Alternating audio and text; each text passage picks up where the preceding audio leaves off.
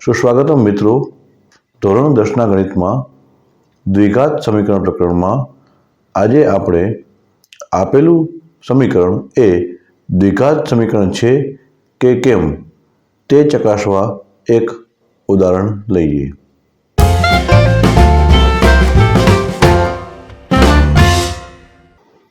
આજનો પ્રશ્ન છે, નીચે આપેલ સમીકરણ દ્વિઘાત સમીકરણ છે કે કેમ તે ચકાસો. સમીકરણ આપેલું છે x + 2 whole cube is equal to 2x into x² - 1. આ સમીકરણ એ દ્વિઘાત સમીકરણ છે કે કેમ તે ચકાસવાનું છે. તો ચાલો શરૂ કરીએ. સૌપ્રથમ અહીં સમીકરણ આપેલું છે x + 2 whole cube is equal to 2x into x² - 1.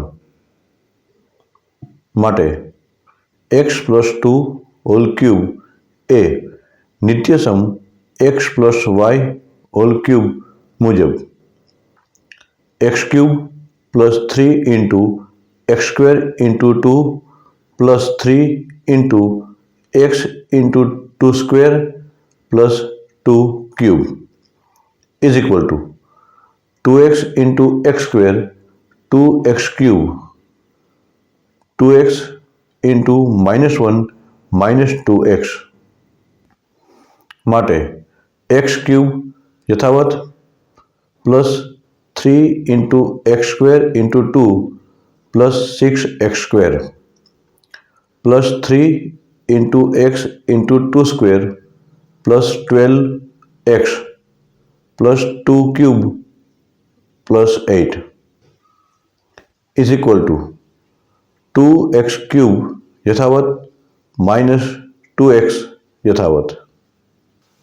માટે બરાબરની ડાબી તરફના દરેક પદોને જમણી તરફ ખસેડતા 0 ઇઝ ઇક્વલ ટુ 2x³ યથાવત ડાબી તરફનું x³ પદને જમણી તરફ ખસેડતા -x³ ડાબી તરફના +6x² પદને જમણી તરફ ખસેડતા -6x², -2x યથાવત ડાબી તરફના +12x પદને જમણી તરફ ખસેડતા -12x અને ડાબી તરફના +8 પદને જમણી તરફ ખસેડતા -8.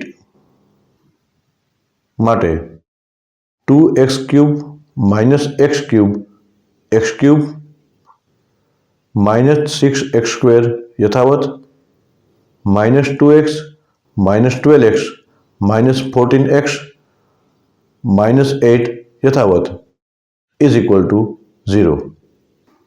આ સમીકરણ શૂન્યેતર વાસ્તવિક સંખ્યા a માટે ax² + bx + c is equal two 0 પ્રકારનું નથી. આમ આપેલ સમીકરણ દ્વિઘાત સમીકરણ નથી. આ રીતે આપણે આપેલ સમીકરણ એ દ્વિઘાત સમીકરણ છે કે કેમ તે સરળતાથી ચકાસી શકીએ છીએ. આભાર.